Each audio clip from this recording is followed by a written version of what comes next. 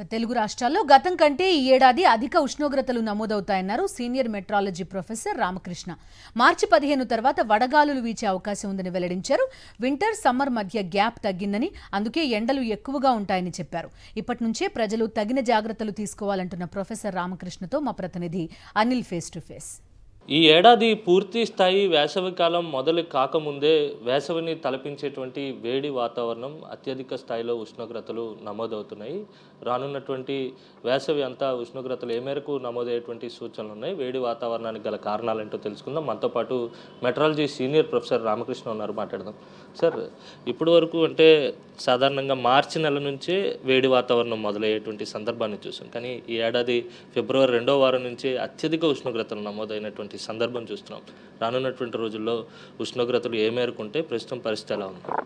అంటే వింటర్కి సమ్మర్కి ఉన్న ట్రాన్సిషన్ పీరియడ్ చాలా తగ్గిపోవడం మూలన మనకి ఫిబ్రవరి సెకండ్ హాఫ్ నుంచే టెంపరేచర్స్ రైజ్ అవ్వడం మొదలుపెట్టిందండి.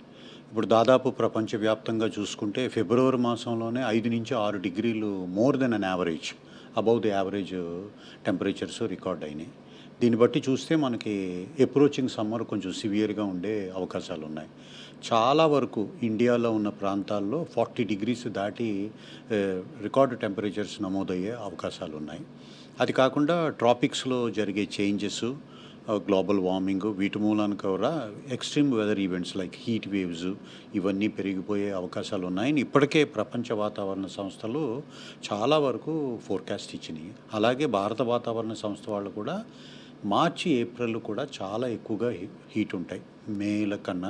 మేలా కాకుండా మార్చి ఏప్రిల్ కూడా, మేతో పాటు టెంపరేచర్స్ చాలా ఎక్కువగా ఉంటాయని ఇప్పటికే ప్రిడిక్షన్ ఇచ్చారండి.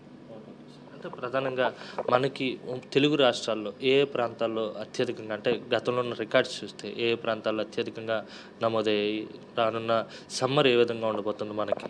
అంటే నా అభిప్రాయం ప్రకారం తిరుపతి, రాయలసీమ, అలాగే కొంచెం నార్త్ కోస్టల్ ఆంధ్ర, ఇప్పుడు కోస్తా వెంబడి కూడా హ్యూమిడిటీ లెవెల్స్ కూడా తగ్గిపోవడం మూలన టెంపరేచరు కూడా ఎక్కువగా ఉండడం మూలన హ్యూమిచర్ అంటారు, హ్యూమిడిటీ ప్లస్ టెంపరేచర్ ఇండెక్స్ కొంచెం ఇబ్బందికరంగా మారే అవకాశాలు ఉన్నాయి.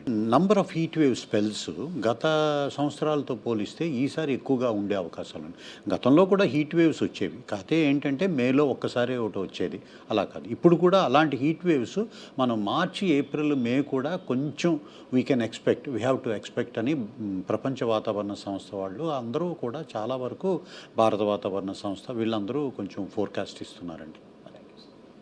ఇది మొత్తం మీద గతంతో పోల్చుకుంటే ఈ ఏడాది వేసవి ఎక్కువగా ఉండేటువంటి సూచనలు ఉన్నాయి. మార్చి 15 తర్వాత వడగాల్పులు కూడా ఉండనున్నాయని నిపుణులు అంచనా వేస్తున్నారు. మొత్తంగా చూస్తే కనుక గత ఏడాదితో పోల్చుకుంటే, అంటే గడిచిన 5-10 ఏళ్లలోపు చూసుకున్నట్లయితే అంతకంటే ఎక్కువగా, సాధారణం కంటే దాదాపు 5 డిగ్రీల అధిక ఉష్ణోగ్రతలు నమోదయ్యేటువంటి సూచనలు ఉన్నాయని వాతావరణ నిపుణులు రామకృష్ణ గారు అంచనా వేస్తున్నారు. వీడియో జర్నలిస్ట్ అప్పలతో కలిసి అనిల్, సాక్షి టీవీ, విశాఖ నుంచి.